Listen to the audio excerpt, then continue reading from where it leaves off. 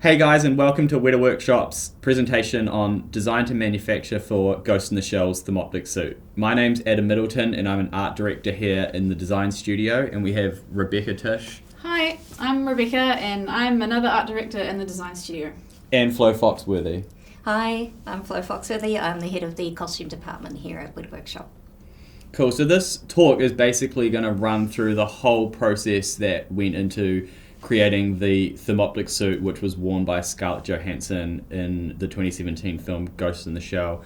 It went through quite an extensive design process. There was design done initially by other artists outside of Weta, and then it sort of took on a life of its own within the workshop until being fully realized as a practical build, which was led by Flo. So it's a pretty unique,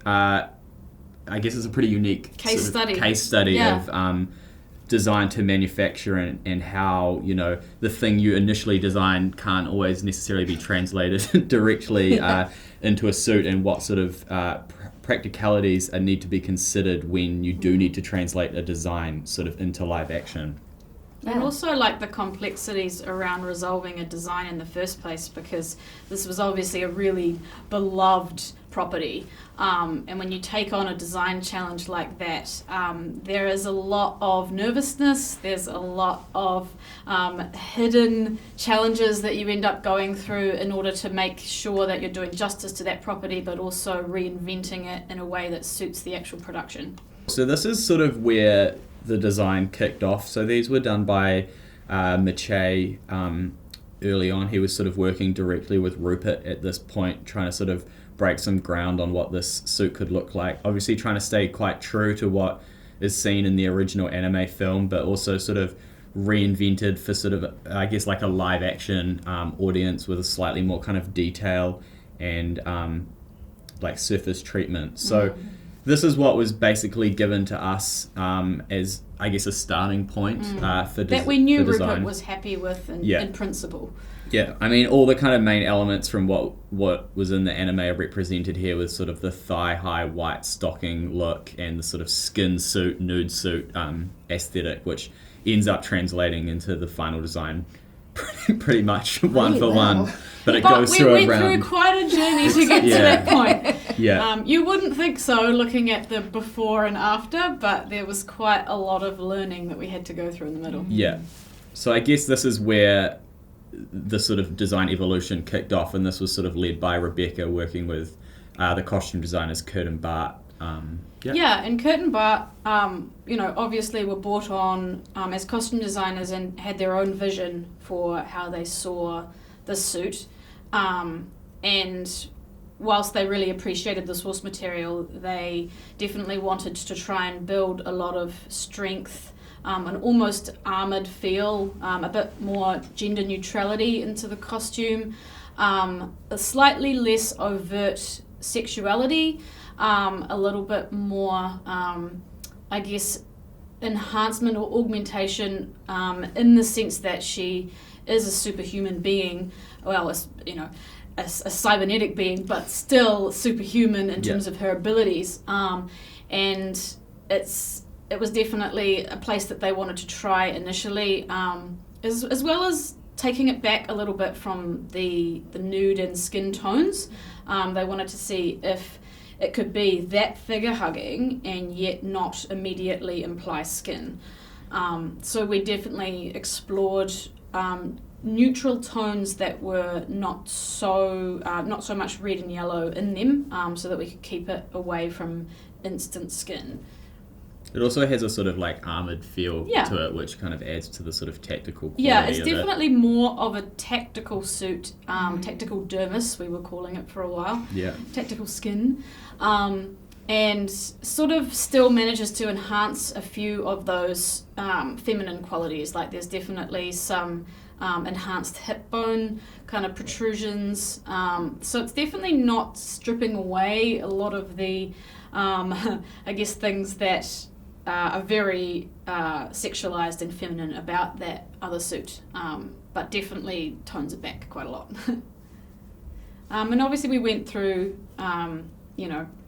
what's known as iterations in the design process, and in the case of Kurt and Bart, they really loved iterations. and I did a large number of them. And it was actually quite fun to see just how little you can make a change and the impact be really large, particularly when you're looking at a suit from different distances.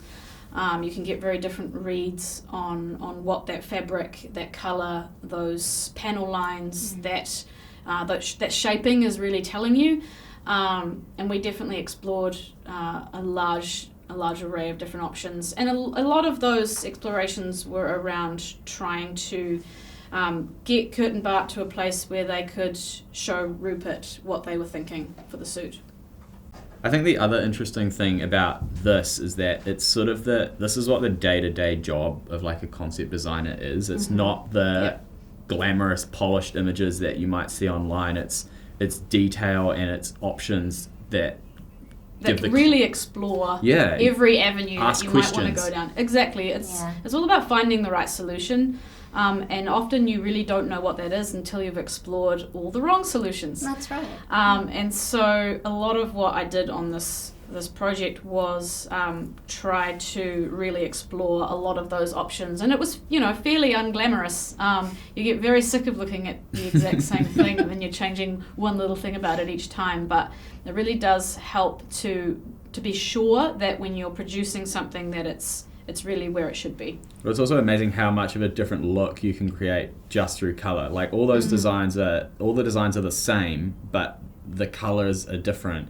And they create quite different feels for all of them. That's particularly really when you good start example, using different colours on different panels. Yeah. And you start colour blocking, that can also have quite a weird effect. You can unintentionally shorten arms. That's right, it changes the form so much. Yeah.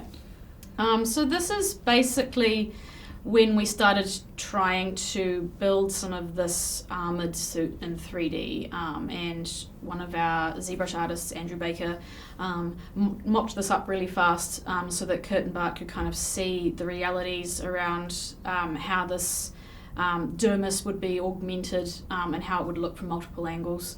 And it tended to be really useful for me because I was able to basically draw over this really quickly and create new options without having to start from scratch, and it just makes my life easier. I guess as well that the bringing 3D into the pipeline lets the clients and things have a more of a real representation of what it looks like than just a 2D front and back view, and you can kind of spin it around and get a bit of a feel for the lighting across it and things as well. And I think that's something that is just becoming more and more used in our design, like for costume and things as well as the 3D pipeline, especially when it goes into manufacture too. Yeah. You're totally right, and nowadays we probably wouldn't have even had a long 2D process. We would have gone straight into 3D and we would have been iterating in 3D. Yeah. And it just goes to show like how far that software has really come in order to pump out the quantity of work that you need. It's completely possible now when it might have been more of a specialty thing before. Yeah. And so it's also really useful in the costume design space, particularly with something that features hard surface components like this. Yeah. This was a textural exploration, so obviously once you've worked out shape language and you've worked out colour, the next step is often texture, which is another thing that makes a huge difference in design, particularly when this was a suit that was supposed to make someone turn invisible, and referencing some natural things that do similar things, chromatophores, various different camouflage techniques.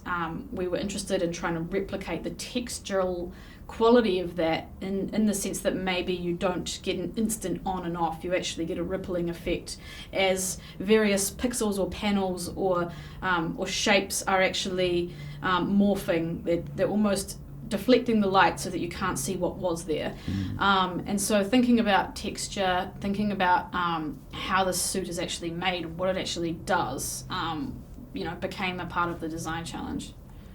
So this is another textural exploration. This was, I think this was after Rupert put his foot down on keeping the skin tone. And a lot of that was around making sure that we kept honouring the original property. We didn't take it too far away from what people would recognise and know. Again, Kurt and Bart were interested in exploring, how, if it does have to be skin tone, how can we still texturally elevate it and still build out some of that, armoured or hard surface component, so that we do get a sense that this is a suit, it's not just her skin. And that was always a fine line to tread during this process. This is what I call the chicken fillet stage, because it really reminded me of raw pieces of chicken. And it so much, I mentioned it once or twice, and I think Kurt and Bart got put Probably off by the didn't entire thing, and so we sort of moved away from it.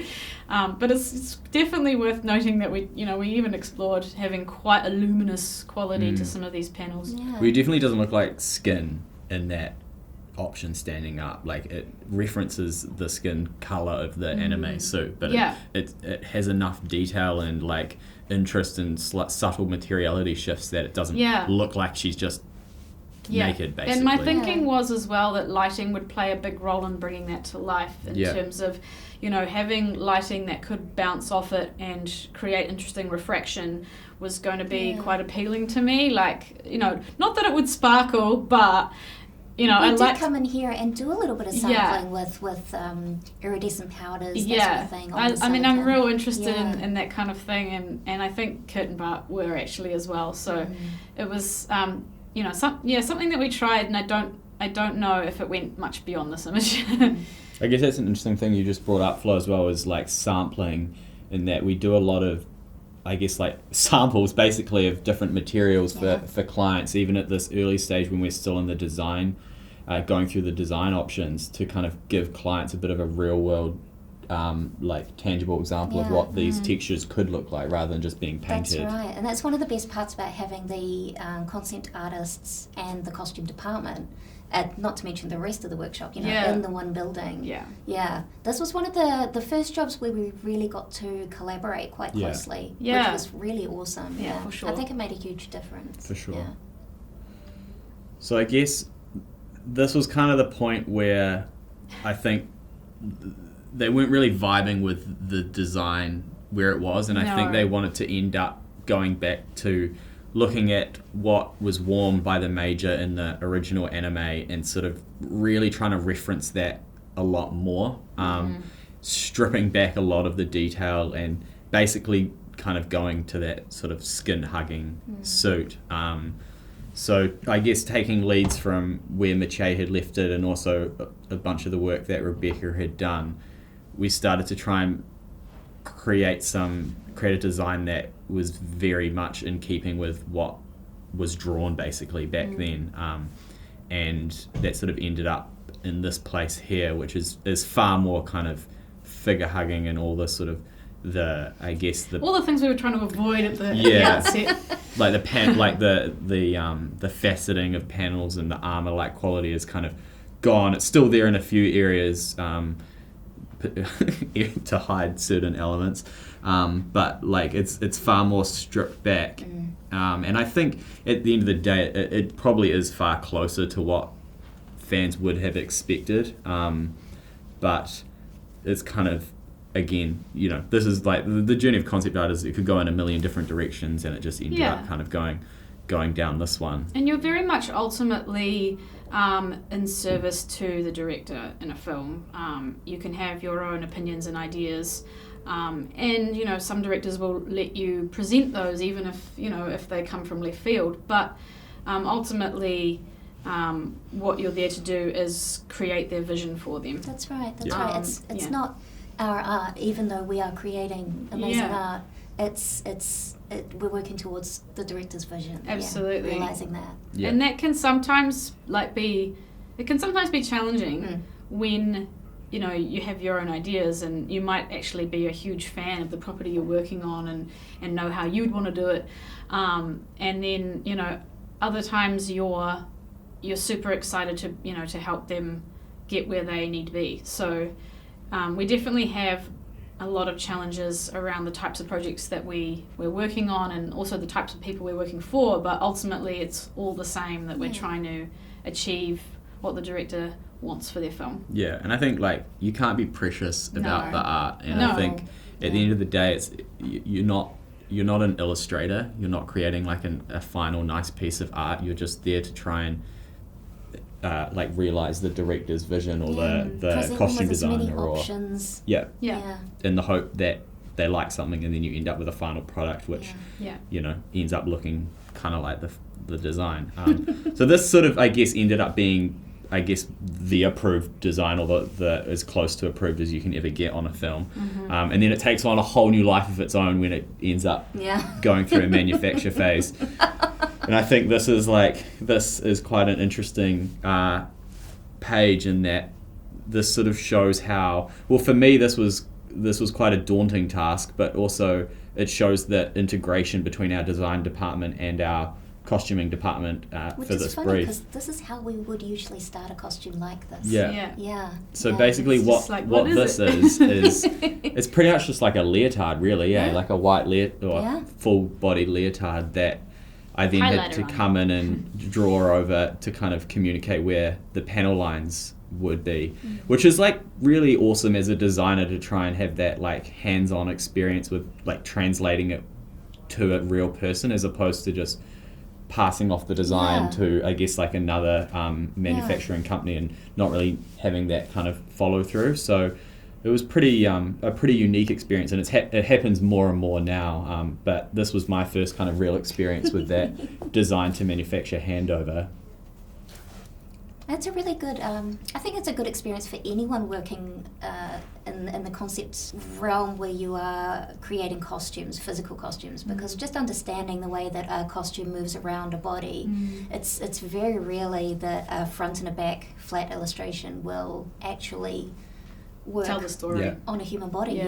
Well, I remember even doing this being like, oh, now I actually have to really resolve how this line transitions around the arm, because in the illustration it's like you just that's it, it's done, but in here it has to go somewhere, so you've got to kind of figure it out. I mean, there've been jobs where we don't even have back. So this was kind of the start, I guess. This was the very earliest start of this suit being brought to life. And then this is Dan Cockerzel, our head of the sculpting department, working on the sculpt for it, and I guess you'd know a little bit more about this, Flo. Yeah, so to get to this point, we took the 3D scan that we had of Scarlett and worked out the reduction, essentially reducing a scan of her body to the proportions that a swimsuit would have been if we were custom building a swimsuit for Scarlett. So that was not just reducing her circumference, around the body in key areas, but also in the lengths and reshaping some areas, like in order to ensure that the suit fit really beautifully along the back, along the small of her back. We altered the shape of the core there. It was a really interesting process, and it was because it's what we do on flat patterns when we're creating a pattern on a piece of paper using these calculations. But it was one of the first times that we had done it this way in the 3D realm. So with the 3D team, I talked them through how I would reduce her body shape to fit the proportions that we needed in order for the suit to stretch when she put it on and to still be really form-fitting. And is that sort of a calculation you have to make differently every single time you use a different material? Absolutely, Wow, that's tricky. So the silicone came into play. If we were going to use a base fabric, the stretch of that comes into play. That particularly came in when we were doing the arms and the legs. What makes you choose whether to sculpt something like this out of clay or not, in terms of like were the like the forearm areas sculpted as well, or was it just the torso and the boots? No, just the torso and the boots, because we did try doing the torso flat. So essentially for the arms and the legs, we took the flat patterns that I'd drawn pencil and paper, and I transferred all the lines, all of the tech details over onto those patterns, and they were sent through to our 3D team, who essentially took those and created acrylic molds They milled these acrylic molds, so in the negative with the depth, all the textures, everything, and then those flat pieces for the arms and the legs were glued together. But the torso, of course, it was just a lot harder to get a really clean finish. Yeah. So this piece we decided was going to be just a one piece that we pulled on essentially over a head to create a perfectly seamless, smooth finish. It would be so hard not to get puckering at seams and things. Yeah. It was really beautiful. Yeah, I mean, even just as a sculpt like that, it's pretty amazing. It is, It's a work of art in itself, just like that. And just the work that Dan had to get to get that perfect finish. Yeah. This plasticine piece was actually milled out rather than hand sculpted to start with. So they milled it from a solid block of plasticine, and then he came in and did all of that perfect finishing, making sure that all the details and the textures were gorgeous. Yeah. And then that was the final result. There's this. Yeah. So the torso there, you can see the two colours. This piece here, the torso, we actually cast in just the base colour, just the beigey skin tone, and then the paler areas were painted. But for the arms and the legs, they were actually cast in those colours. So you can see the upper area and the upper arm and the thigh are in the beige colour, and then the lower legs and the forearms were in the pale colour, and then of course the elbows and the knees were almost translucent. That was all actually poured into the mould that way. Wow. So yeah, our silicone department were just amazing with this. They just getting those tints absolutely right and making sure that the pours were perfect. Wow. It was amazing, yeah. Did they have to like redo it any? Oh yeah, plenty of times. Delamination, so they didn't get it perfect first time? Oh. But when you think about it, like the colour of the fabric that we used as a base for the arms and legs, that has an effect on the colour of the silicone. The colour of the skin underneath the silicone had an effect on the final colour. Yeah, of so course. because it's slightly translucent, there were so many factors that went into getting that exact right colour. Yeah.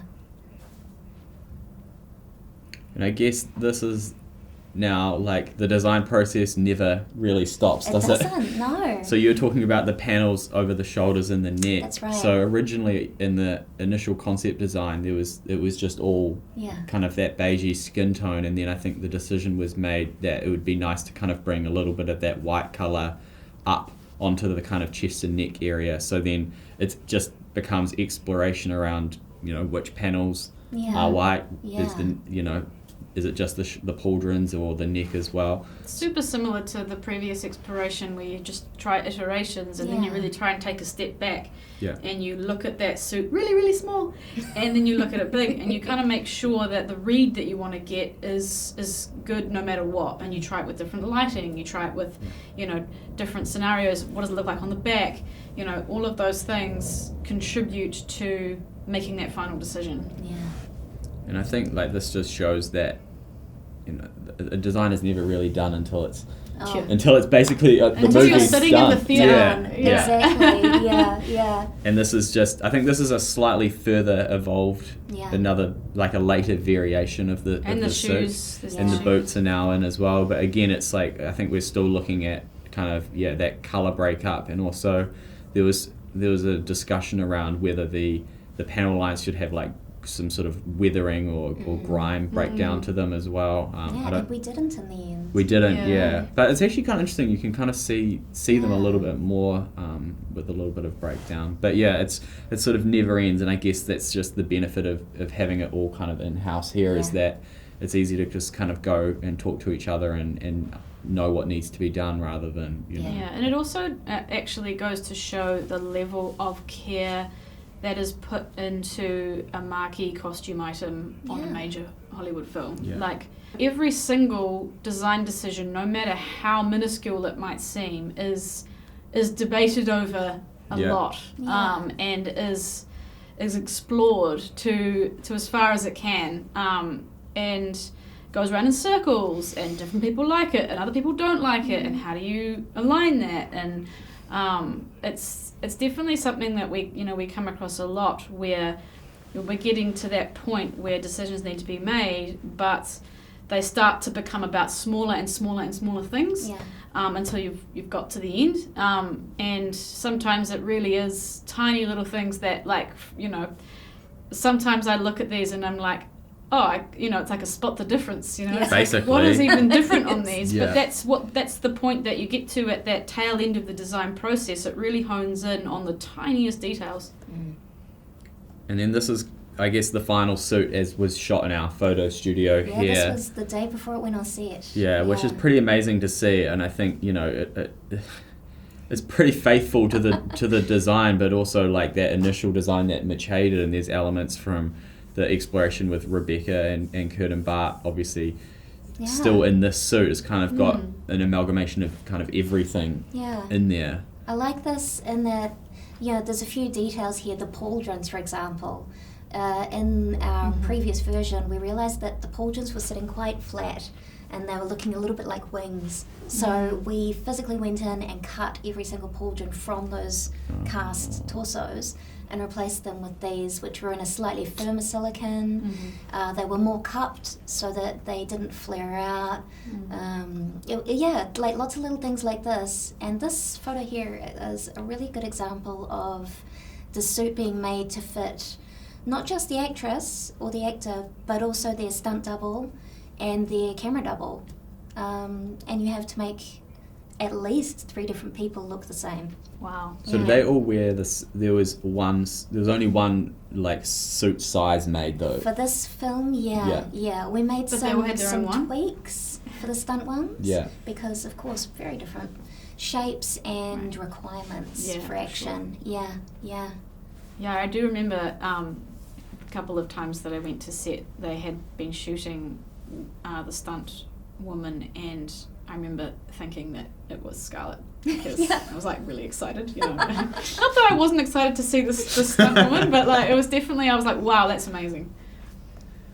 And then again, the design process never stops. So then the suit had been done, and then there was a sequence towards the end of the film where basically she ends up kind of overexerting herself really, and her mechanics begin to fail, and it kind of starts to break through the suit, and the suit sort of starts to disintegrate. So this was an exploration not only for the for the costume department here around what areas would need to be green in terms of new sleeves to be built, but also how it would look, I guess, as an idea in terms of a final shot. And I think there's a...